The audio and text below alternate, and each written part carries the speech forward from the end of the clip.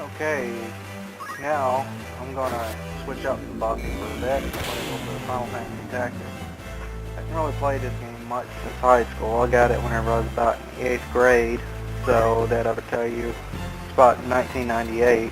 I don't even remember much about it. I remember whenever I got it though. I was at the store with my sister and her husband at the time, and I didn't even really hear anything about it before it came out.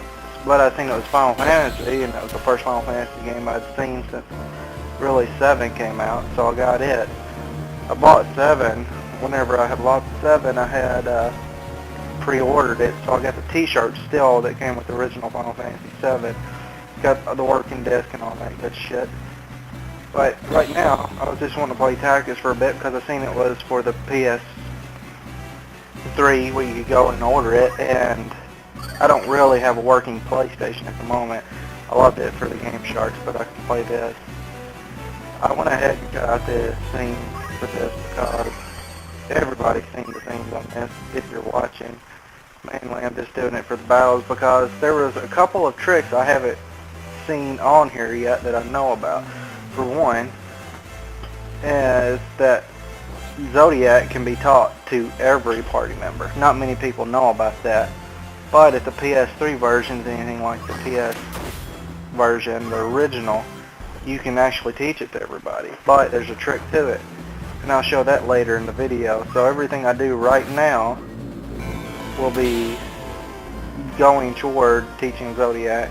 Everybody's already, if you can beat the game that's been watching, and if you haven't, well, I'll show you some tricks that I've learned. Like this right here. I just call it picking up the scraps because I like to go for the weakest party members whenever I'm doing battles and eliminate them first.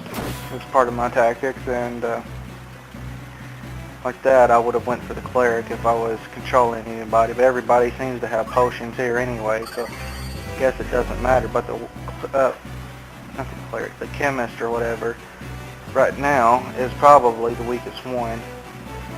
Somehow he doesn't end up dying here. I'm actually recording it after I played it.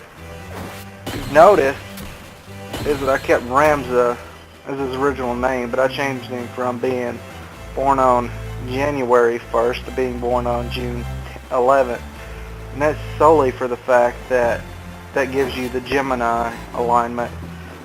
And myself, I was born on June the 28th, which means I'm a Cancer. You know, the crab.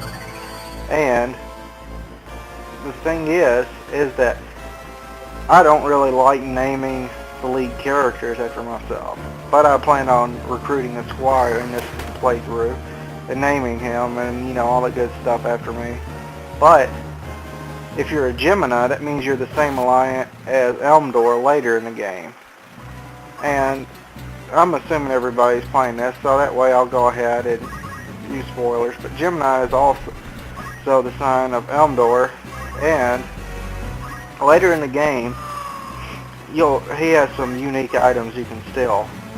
This way I can have the best chance of stealing them and build my party members up pretty easily, because I like to keep my party members within good alignment of each other.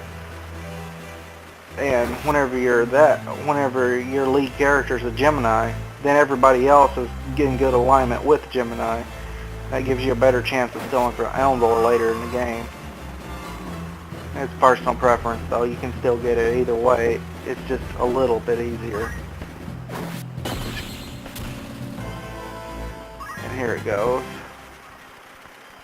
Agris leveled up, but that's pretty worthless because you never really see her again till like midway to the next chapter, or maybe a little more than that. And well, for me, I do most of my leveling up at the beginning of the game. For those of you who don't know this yet, there are some other level up tactics that most people don't like to use. I like using the frog berserk tactic sometimes, depending on what I'm doing, but the thing is that you have actual better stats depending on what class you are, which the mine is the best, so I don't really level grind as much until you reach the mine status. That way I can just keep grinding right there characters. That way I can make the mime, and then I'll have like the best base. There is another trick too, where you can keep de-leveling, and then as a weaker class, like a bard or whatever, and then keep doing it. But that just takes too long for me. And you know, I may exploit some glitches, like the scroll down glitch, for getting job points on what I can.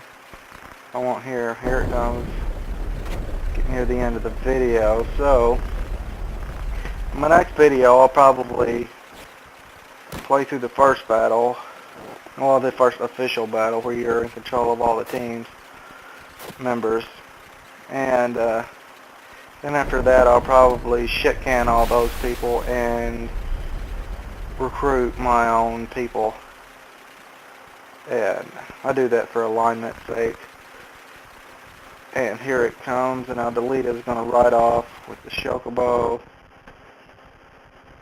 And yeah, I'll see y'all later.